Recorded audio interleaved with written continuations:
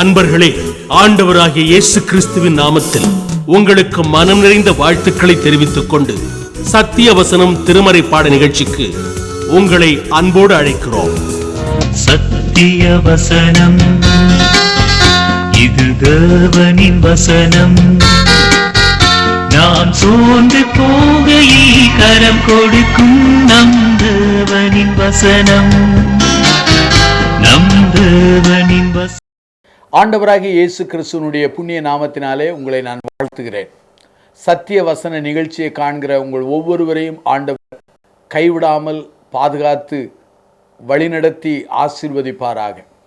உங்கள் பிரார்த்தனைகளில் எங்களுக்காக ஜெபியுங்கள். நாங்கள் உங்களுக்காக பிரார்த்தனை செய்து ஜெபிக்க கடமைப்பட்டிருக்கிறோம். ஆண்டவராகிய இயேசு செய்த அற்புதங்களை குறித்து தொடர்ந்து கற்று வருகிறோம். ஆண்டவருடைய அற்புதங்கள் இன்றைக்கும் புதிய புதிய சிந்தனைகளை, கருத்துக்களை நமக்கு தரக்கூடிய வல்லமை படைத்தவர்களாக காணப்படுகின்றன. நம்முடைய ஆண்டவராகிய இயேசுவையும் அவருடைய அற்புதம் செய்யும் வல்லமைகளையும் பிரித்து விடவே முடியாது. அவர் இருக்கிறவராக இருக்கிறார். அதே போல் அவருடைய அற்புதங்களும் இன்றைக்கும் செயல்படுகிறதாக காணப்படுகின்றன. அருமையானவர்களே, இன்றைக்கு நாம் கற்றுக்கொள்ள போகிற ஒரு அற்புதம் மார்க்கு 1 21 28 வசனம் உள்ள ஒரு பகுதியாகும். இங்கே ஆண்டவராகிய இயேசுவானவர் வியாதியை மாத்திரமல்ல, பிசாசின் அடிமைத்தன அதிகார வல்லமில் இருக்கிற மக்களையும் ஆண்டவர் விடுவிக்கிறார் என்கிற ஒரு செய்தியை இந்த அற்புதத்திலிருந்து நாம் கற்றுக்கொள்ள முடிகிறது. ஆண்டவராகிய இயேசுவானவர் கப்பர்நகூமின் பகுதியிலே, அதாவது கலீலியாவிய அந்த எல்லைப்புற பகுதியில் உள்ள அந்த இடத்திலிருந்து இந்த அற்புதத்தை நிகழ்த்துகிறார் என்று சொல்லலாம். அருமையானுள்ளே, ஆண்டவராகிய இயேசுவானவர் ஒரு ஜெப ஆலயத்துக்கு செல்கிறார். இஸ்ரவேல் நாட்டிலே எருசலேமில் தான் தேவாலயம், மற்ற இடத்திலெல்லாம் ஜெப ஆலயங்கள் உண்டு. நம்முடைய சபை கூடுகைக்கும் ஜெப ஆலய கூடுகைக்கும் பெருத்த வித்தியாசம் இருக்கிறது. நம்முடைய சபை ஆராதனைகளே ஒழுங்கு உண்டு, முறைமைகள் உண்டு. ஆனால் அங்கு அப்படி அல்ல. அங்கே முதலாவது ஜெபம், இரண்டாவது வேத வாசிப்பு, யாராவது ஒருவர் வியாக்கியானம் செய்வார், பிற்பாடு அதை குறித்து வாக்குவாதம், கலந்துரையாடல் காணப்படும். ஆகவே ஓய்வு நாள் தோறும் ஜெப ஆலயங்களிலே மக்கள் கலந்து கொண்டு ஆண்டவரை நோக்கி ஜெபிப்பார்கள் அல்லது ஆண்டவருடைய வார்த்தைகளின் விளக்கங்களை அறிந்து கொள்ள கூடி வருவார்கள். இப்படிப்பட்ட ஒரு ஜெப ஆலயத்திற்கு ஆண்டவர் செல்கிறார். அருமையானுள்ளே, இந்த அற்புதத்தின் சூழ்நிலையை நான் சொல்ல விரும்புகிறேன். தீர்க்கர்கள் ஆண்டவருக்காக பேசுகிறார்கள். they spoke for God என்று சொல்லலாம். இவர்கள்தான் தீர்க்கர்கள். ஆண்டவரின் சிந்தனைகளை, ஆண்டவரின் எண்ணோட்டத்தை, ஆண்டவருடைய எண்ணங்களை கண்டுபிடித்து மக்களுக்கு சொல்லுகிறோம். இன்னும் சொல்ல வேண்டும் என்றால் ஆண்டவருக்கு வாய் போல இருந்து செயல்படுகிறவர்கள் தீர்க்கர்கள், ஆண்டவருக்காக பேசுகிறவர்கள். வேத பாரர்கள் யார் என்று சொன்னால் ஆண்டவரை குறித்து பேசுகிறவர்கள், ஆண்டவருடைய குறித்து பேசுகிறவர்கள். they spoke about God என்று சொல்லலாம், ஆண்டவரை குறித்து பேசுகிறவர்கள். ஆனால் இயேசுவானவர் எப்படி பேசினார் என்று சொன்னால் he spoke as God, தேவனை போல பேசினார். ஏனென்றால் அவருடைய போதனையானது மிகவும் கிளியர், அதாவது தெளிவாக, அதை கலப்பற்றதாக காணப்பட்டது. அவருடைய பிரசங்கங்கள், அவருடைய அருளுரைகள், அவருடைய செய்திகள் உணர்த்தப்படுகிற செய்தியாய் காணப்பட்டது, மனிதர்களை உணர்த்தியது.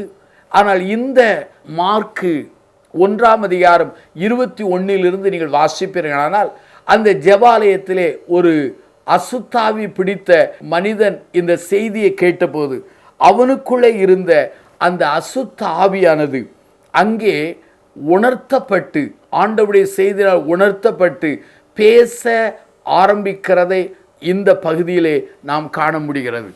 ஆகவே மனிதர்கள் மாத்திரமல்ல, ஆண்டவரின் வார்த்தையை கேட்ட அசுத்த ஆவிகள் கூட உணர்த்தப்பட்டு பேச ஆரம்பிக்கிறது. என்ன உணர்த்தப்படுகிறது? நாங்கள் உம்மை இன்னார் என்று அறிவோம், நீர் தேவனுடைய பரிசுத்தர் என்று அறிவோம், எங்களுக்கும் உமக்கும் என்ன என்று சொல்லி அவர்கள் உணர்த்தப்பட்டு கேள்வி கேட்க ஆரம்பிக்கிறதை நாம் அறிந்து கொள்ள முடிகிறது. அருமையானுள்ளே, இந்த அற்புதத்தை கூர்ந்து கவனிப்பீர்களானால் இந்த அற்புதத்தின் மூலமாய் அந்த மனிதனுடைய மனநிலை பாதிக்கப்பட்டதை நாம் அறிந்து கொள்ள முடிகிறது. அநேக உலக வைத்தியர்கள் மனநிலை பாதிக்கப்பட்டதை குறித்து விளக்கி ஆராய்ந்து சிகிச்சை கொடுக்க பிரயாசப்படுகிறார்கள். ஆனால் இந்த மனிதன், அசுத்தாவி பிடித்த மனிதன், அவனுடைய வாழ்க்கையிலே இந்த அசுத்தாவியினாலே அவனுடைய மனநிலை, அவருடைய சரீர நிலை, அநேக நிலைகள் பாதிக்கப்படுவதை இங்கு விவரிக்கப்பட்டிருக்கிறது. அருமையானுள்ளே, சாத்தான் என்பவன் யார் என்பதை நான் சொல்ல விரும்புகிறேன். ஏசாயா 14 அதிகாரம் 12-17 வரை வாசித்தால், தேவனுக்கு விரோதமாய் கலகம் பண்ணினவன், சுயத்திலே வாழ பிரயாசப்பட்டவன், தன்னைத்தானே பெருமையாக மேட்டுமை கொண்ட மனிதன்தான் இந்த சாத்தான். ஆகவே இந்த அசுத்தாவிகள் என்பது அந்த சாத்தான் விழும்போது அவனை பின்பற்றி அவனை சேவித்தவர்கள், பின்பற்றவர்களை அசுத்தாவிகள் என்று சொல்லலாம். எசேக்கியேல் 28 அதிகாரம் 11-19 வரை, வெளிப்படுத்தும் விசேஷம் 12 அதிகாரம் 3-4 வரை நாம் பார்க்கலாம். ஆதாம் ஏவாள் உருவாக்கப்படுவதற்கு முன்பே இந்த சாத்தானும் சாத்தானுடைய தூதர்களும் அங்கே ஆண்டவருடைய சன்னிதானத்தில் அவர்கள் வீழ்ச்சிக்கு முன்பாக இருந்திருப்பார்கள் என்று நம்பக்கூடிய ஒரு செய்தியாகும். அருமையானுள்ளே, இந்த அசுத்தாவிகள் ஒரு மனிதனுடைய மனநிலையை பாதிக்கக்கூடிய வல்லமை படைத்தது. இந்த அசுத்தாவிகள் பிடித்த மனிதன் மற்றவர்களை காட்டிலும் கூடுதலான பலத்தோடு காணப்படுவார்கள். சில அசுத்தாவி பிடித்தவர்களை பார்த்திருக்கிறேன். அவர்களை பிடிக்க போனால் ஒரு 15 பேர் பிடித்தாலும் அவர்களை தள்ளிவிட்டு அவர்கள் ஓடுவார்கள். அவ்வளவு அசுர பலன் அவர்களுக்கு இருக்கும். அது மாத்திரமல்லாமல் இந்த அசுத்த ஆவியானது சரீரத்திலே அநேக வியாதிகளை, பலவீனங்களை உண்டு பண்ணக்கூடியதாக காணப்படுகிறது. ஆகவே அசுத்தாவிகள் மனநிலையை பாதிக்கிறது. அசுத்தாவிகள் மனநிலையை பாதிப்பை மாத்திரமல்ல, அவருடைய வாழ்க்கையிலே சரீரத்திலே குறைபாடுகளை உண்டு பண்ணி விடுகிறது. இன்னும் சொல்ல வேண்டும் என்றால் கூடுதலான பலத்தை இந்த அசுத்தாவிகள் கொடுத்து விடுகின்றன. அருமையானவர்களே, உண்மையான மெய்யான கிறிஸ்தவனை அசுத்தாவிகளால் பிடிக்க முடியாது. அசுத்தாவிகள் அங்கே அவர்களுக்குள்ளே பிரவேசிக்க முடியாது. அசுத்தாவிகள் அவர்களை தொட முடியாது, ஆளவும் முடியாது. ஏனென்றால் உலகத்தில் இருப்பவனை காட்டிலும், இருப்பதை காட்டிலும் நம்மிலே இருக்கிறவர் மகா பெரியவர் என்பதை அறிந்து கொள்ள வேண்டும். 1 யோவான் 4 அதிகாரம் 4 இதை வாசிக்கிறோம். 1 பேதுரு புத்தகம் 5 அதிகாரம் 8 பாருங்கள். விழுங்கலாமோ என்று சத்ருவாகிய பிசாசானவன் சிங்கத்தை போல கெர்ச்சித்து சுற்றி திரிகிறதை நாம் பார்க்க முடிகிறது. அருமையானவர்களே, இந்த அசுத்தாவிகள் என்ன சொன்னது? இயேசுவை தேவனுடைய குமாரன் என்று சொன்னது. இயேசுவை ஏன் எங்களை நியாயந்தீர்க்க வந்தீர் என்று சொல்லி முறையிட ஆரம்பித்தது. இயேசுவை குறித்து அறிக்கையிட ஆரம்பித்தது. அருமையானவர்களே, இந்த உலகத்திலே படித்த மனிதனாலோ, ஒரு சாதாரண கிறிஸ்தவனாலோ, ஒரு போதகராலோ, ஒரு இறையில் வல்லுநராலோ ஆண்டவரை குறித்து சரியாக அறிந்து கொள்ள முடியாத அறிக்கையை இந்த அசுத்தாவிகள் சொல்ல ஆரம்பித்தது. இயேசுவே நீ ஜீவனுள்ள தேவனுடைய குமாரன் என்றோ அல்லது தேவனுடைய பரிசுத்தர் என்றோ சொல்ல ஆரம்பித்தது. ஆண்டவர் இந்த அசுத்தாவி பிடித்த மனிதன் அசுத்தாவினாலே அலற ஆரம்பித்த போது, அல்லது அவன் ஆண்டவரை குறித்து அறிக்கை செய்ய ஆரம்பித்த போது, ஆண்டவரின் செயலை குறித்து விமர்சிக்க ஆரம்பித்த போது, ஆண்டவர் அவனுக்கு 2 கட்டளைகளை கொடுத்தார். முதலாவது அதட்டினார். இரண்டாவதாக அங்கே வெளியே புறப்பட்டு போய் என்று சொன்னார். பேசாமல் இரு என்று அதட்டினார். இரண்டாவதாக புறப்பட்டு போய் என்று அவர் கட்டளையிட்டார். ஆகவே அதட்டுகிற ஒரு கட்டளை கொடுத்தார், வெளியே செல்லும்படி ஒரு கட்டளை, இந்த 2 கட்டளை கொடுத்தார்.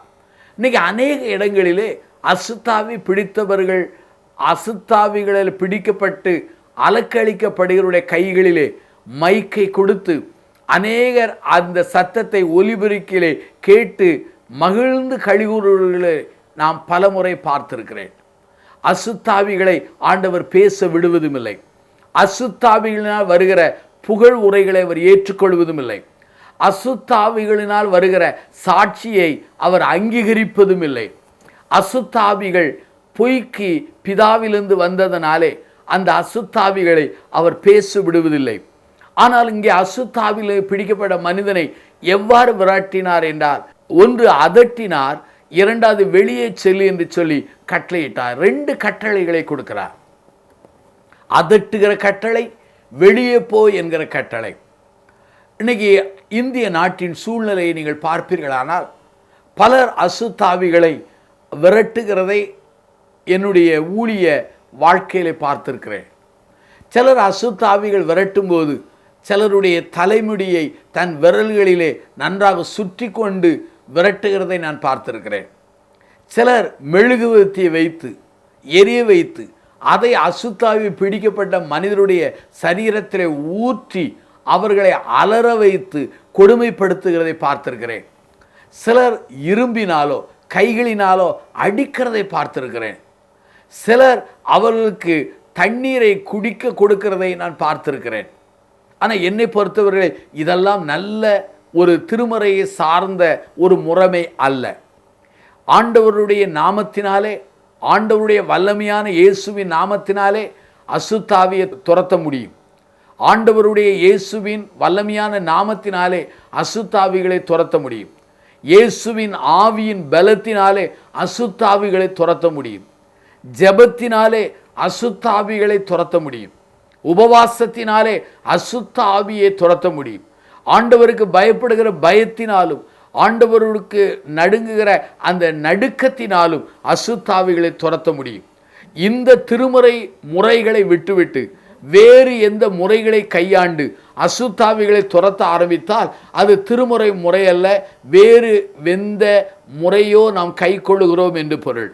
ஆண்டவர் அதட்டினார், இரண்டாவது வெளியே போய் என்று சொன்னார். உடனே அந்த அசுத்தாவி அவனை அலக்களித்தது, மிகுந்த சத்தமிட்டு அவனை விட்டு போய்விட்டது.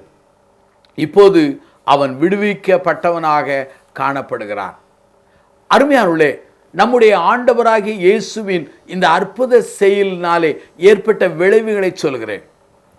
மார்க் 1:27 சொல்லப்பட்டிருக்கிறது, இது புதிய உபதேசம், புதிய அதிகாரம், அதே சமயத்தில் புதிய விதமான அவர் ஊழிய முறைமைகள்.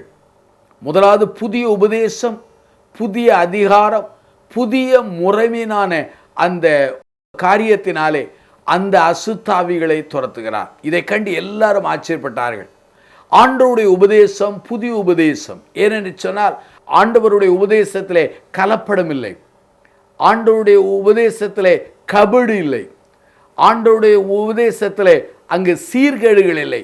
தெளிவாய் அவர் உபதேசித்தார். அவருடைய உபதேசம் மற்றவருடைய உபதேசத்தை போல அல்லாமல் அவர் புதிய உபதேசத்தை உபதேசித்தார். அவருடைய அதிகாரம் வேத பாரகர்களைப் போல் இல்லாமல் அதிகாரத்தோடு, புதிய அதிகாரத்தோடு உபதேசித்தார். பிரியமானவர்களே, அவருடைய ஊழிய முறைமைகள் எல்லாம் புதிய முறைகளிலே அமைந்து இருந்ததை நாம் பார்க்க முடிகிறது. ஆகவே புதிய உபதேசம், புதிய அதிகாரம், புதிய முறைகள் அவருடைய வாழ்க்கையில் காணப்பட்டது. இந்த அசுத்தாவிலிருந்து விடுவிக்கப்பட்ட உடனே அந்த மனிதன் விடுதலையை ருசித்தான், அனுபவித்தான். இதை கண்டபோது எல்லாருக்குள்ளே ஏற்பட்ட விளைவு என்ன? ஆச்சரியம் ஏற்பட்டது. அதே சமயத்தில் இந்த அசுத்தாவில் கீழ்ப்படுகிறதே என்று ஒருவருக்கொருவர் சொல்லிக் கொண்டார்கள். மூன்றாவது, அவருடைய கீர்த்தி எங்கும் பரவிற்று. ஆண்டவர் எனக்கும் உங்களுக்கும் அற்புதங்களை செய்வாரானால் முதலாவது அது நமக்குள்ளே மற்றவர்களுக்குள்ளே ஆச்சரியங்களை உண்டு பண்ணக்கூடும். இரண்டாவது, அது அசுத்தாவிகளும் கீழ்ப்படுகிறதே என்று மக்களுக்குள்ளே அந்த செய்தி உரையாடலின் நடுப்பொருளாய் மாறிவிடக்கூடும். ஆண்டவருடைய அற்புதமானது அதன் மூலமாய் ஆண்டவருடைய கீர்த்தி எங்கும் விளங்கக்கூடியதாக, பரவக்கூடியதாக காணப்படும். அருமையானவர்களே, இந்த மனிதனை ஆண்டவர் விடுவித்து அற்புதமான முறையிலே அவனை விடுவித்தார். இதே ஆண்டவர் இன்றைக்கு விடுவிக்க வல்லமுள்ளவராக இருக்கிறார். இந்த அற்புதத்தின் மூலமாய் ஆண்டவராக இயேசுவுக்கு சாத்தான் மேலே, ஆவிகள் மேலே அதிகாரம் உண்டு என்பதை அவர் நிரூபித்தார். ஒன்று. இரண்டாவது, இந்த அற்புதத்தின் மூலமாய் ஆண்டவர் விடுவிக்கிறவர் என்பதை மக்களுக்கு வெளிப்படுத்தினார். இந்த அற்புதத்தின் மூலமாய் ஆண்டவர் அவர் பிதாவினுடைய ஒரே குமாரன் தேவனுடைய பரிசுத்தர் என்பதை அவர் அடையாளம் காட்டினார். அருமையானவர்களே, இப்படிப்பட்ட ஒரு தெய்வத்தை பெற்றிருக்கிற நாம் எவ்வளவு பாக்கியசாலிகள். அசுத்தாவிகளினாலே பிடிக்கப்பட்ட பிள்ளைகள் இருக்கிறார்களா? அசுத்தாவினாலே சங்கடப்படுகிற மக்கள் இருக்கிறார்களா? அசுத்தாவினாலே நீங்களே கூட பிடிக்கப்பட்ட ஒரு நிலைப்பாட்டில் இருக்கிறீர்களா? பயப்படாதிருங்கள், ஆண்டவரே வாருங்கள். ஆண்டவராலே முடியாத காரியம் இந்த உலகத்திலே ஒன்றுமில்லை. ஒரு முறை என்னுடைய வீட்டுக்கு ஒரு அசுத்தாவை பிடித்த ஒரு பெண்ணை கொண்டு வந்தார்கள். அந்த பெண்ணை கொண்டு வந்தபோது அன்றைக்குத்தான் நான் முதல் விசை ஒரு அசுத்தாவினாலே அலக்கடிக்கப்படுகிற ஒரு பெண்ணை, ஒரு சம்பவத்தை என் வாழ்க்கையிலே பார்த்தேன்.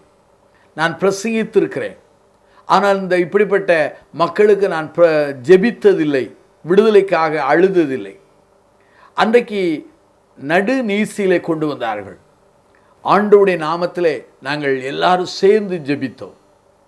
அப்படி ஜெபித்த போது தாழ்த்தி எங்களுடைய கண்களில் கண்ணீரோடு உடைந்த உள்ளத்தோடு நாங்கள் எல்லாரும் ஜெபித்தோம். ஜெபித்த போது அந்த நிகழ்ச்சி அநேக மாற்று மதத்தினர் எல்லாரும் அதை பார்த்து கொண்டே இருந்தார்கள். அந்த பெண் அலக்களிக்கப்படுகிறதை, அந்த பெண்ணுடைய அந்த அவல நிலைமைகளை எல்லாரும் பார்த்து கொண்டிருந்தார்கள். நாங்கள் அடிக்கவில்லை, அவருடைய தலைமுடியை எங்களுடைய கைகளில் வைத்து கையை சுற்றி கொண்டு அவளை அலக்களிக்கவில்லை, அல்லது மெழுகுவர்த்தி வைத்து அவருடைய சரீரத்தை சுடவில்லை, ஒன்றுமே செய்யவில்லை. நாங்கள் எல்லாரும் அவளை நடுவிலே போட்டு எல்லாரும் ஜெபித்து கொண்டிருந்தோம். ஆண்டவர் எங்களுடைய அழுகையின் கூக்குரலை கேட்டார், எங்களுடைய தாழ்மையின் ஜெபத்தை அவர் கேட்டார், அந்த குடும்பத்தாரின் அங்கலாய்ப்பை புலம்பலை கேட்டார், அந்த பெண்ணுடைய அந்த கண்ணீரின் நெருக்கமான சூழ்நிலையை ஆண்டவர் கண்டார். ஆண்டவருடைய நாமத்தில் ஜெபித்தோம், இயேசுவின் நாமத்தை சொல்லி ஜெபித்தோம். அன்றைக்கு அற்புதம் செய்தீரே என்று ஜெபித்த போது ஆண்டவருடைய கரம் அவளை தொட்டது, ஆண்டவர் விடுவித்தார். முழு காரியத்திலிருந்து, முழு அடிமைத்திலிருந்து அவள் விடுவிக்கப்பட்டாள். இன்றைக்கி விடுதலை பெற்ற ஒரு மகளாக, ஒரு நல்ல ஒரு விசுவாசியாக வாழ ஆண்டவர் அந்த பெண்ணுக்கு உதவி செய்திருக்கிறார். ஆகவே இது கடந்த கால அற்புதம் மாத்திரமல்ல, நிகழ்கால அற்புதம் மாத்திரமல்ல, எதிர்காலத்திலும் ஆண்டவர் அற்புதம் செய்ய வல்லமுள்ளவராயிருக்கிறார். ஆகவே அசுத்தாவிலே பிடிக்கப்பட்டவர்கள் யாராக இருந்தாலும் ஆண்டவருடைய நாமத்திலே ஜெபித்து அவர்களை ஆண்டவர் கரத்திலே ஒப்பு கொடுத்து பாருங்கள். ஆண்டவரால் முடியாதது இந்த உலகத்தில் ஒன்றுமில்லை. பிரார்த்தனை செய்வோம். ஜீவனுள்ள பிதாவே, இந்த நாளுக்காக நாங்கள் நன்றி சொல்கிறோம். இந்த நாளிலே அசுத்தாவிலே பிடிக்கப்பட்ட ஒரு மனிதனை நீர் நேரடியாக அவளை சந்தித்து தொட்டு அவளை விடுவித்தீரே. அந்த விடுதலை செய்த அதே தெய்வமாகிய நீர் இந்த செய்தியை அல்லது இந்த நிகழ்ச்சியை கண்டு கொண்டிருக்கிற ஒவ்வொரு குடும்பங்களிலும், ஒவ்வொருடைய வாழ்க்கையில் இருக்கிற சாத்தானுடைய அல்லது அசுத்தாவினுடைய போராட்டங்களை அகற்றி ஒரு பரிபூர்ண விடுதலையினை தர வேண்டும் என்று நாங்கள் ஜெபிக்கிறோம். ஆண்டவரே, பிசாசின் கிரிகளை வெளிப்படுத்தவும் அழித்து போடவும் இந்த உலகத்தில் வந்தேன் என்று சொன்னீர். அதை அப்படியே நிறைவேற்றி, அந்த வார்த்தையை நிறைவேற்றி விடுதலையை தார். ஆண்டவரே, சாத்தானை ஜெயித்தவர் ஆண்டவரே, நீர் எங்கள் ஒவ்வொருவருக்கும் ஜெயம் கொடுக்கும் அதிகாரத்தை தந்து அந்த வல்லமையை ருசிக்க எங்களுக்கு பலந்தார்.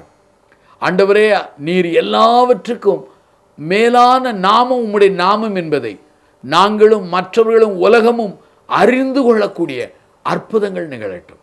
இயேசுவின் நாமத்தில் ஜெபிக்கிறோம் ஜீவனுள்ள பிதாவே, ஆமென். இந்த புத்தகம் பற்றிய விபரங்களுக்கு சத்திய வசனம் அலுவலகத்தை தொடர்பு கொள்ளவும்.